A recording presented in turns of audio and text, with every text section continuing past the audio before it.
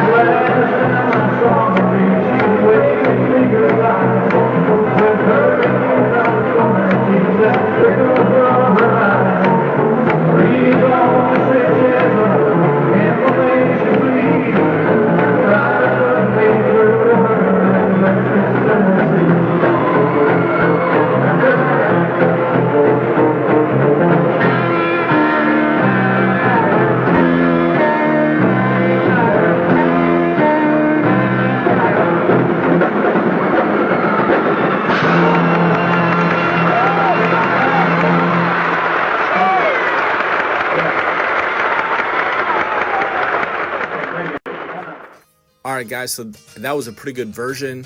It's very, very rare for Elvis to do that song in concert. I was actually surprised to hear it. This was the Spring Tour in 1973. It wasn't the usual part of Elvis's set list. Now, if you guys haven't heard the in-depth story about this, I encourage you to check the description of this video where I did an in-depth video talking about all the details, but I briefly overview it for this video. For those of you who haven't heard, the story behind this is, yes, I do know that this is a Chuck Berry song. He wrote the lyrics, but I think a lot of you guys recognize this from Johnny Rivers. I do like Johnny Rivers' version. So what happened was, Johnny Rivers and Elvis were acquaintances in the early 60s. Elvis was working on this song as his latest single, and he was really excited about it. He had a little demo, acetate. It wasn't completely done, but Elvis had the rough parts, the working parts, ready to get this song released. Elvis had Johnny over at his house in Bel Air. Elvis was so excited that he had Johnny, his friend, he thought he was his friend, listen to the song. Well, before Elvis knew it, Johnny had released his song on the radio. Now, the song doesn't completely copy Elvis's, but Johnny, when he heard this, he rushed and released this song to do it before Elvis did it. Elvis took this as an insult. He thought Johnny took advantage of him.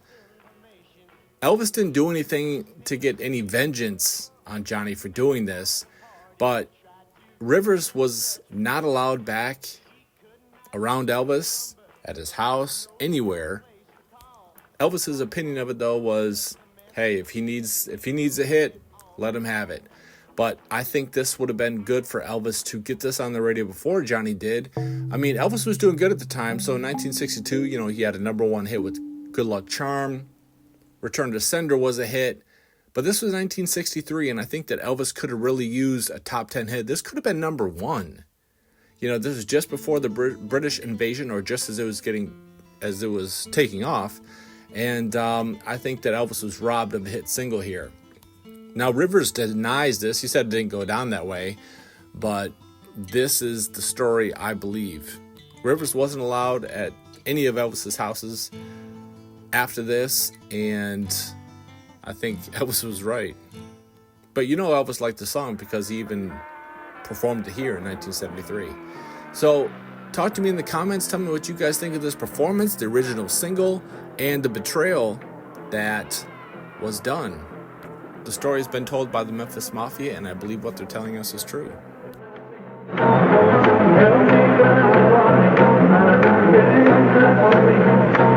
She could not leave her number, but I know who placed the call. My uncle took the message and he wrote it on the wall.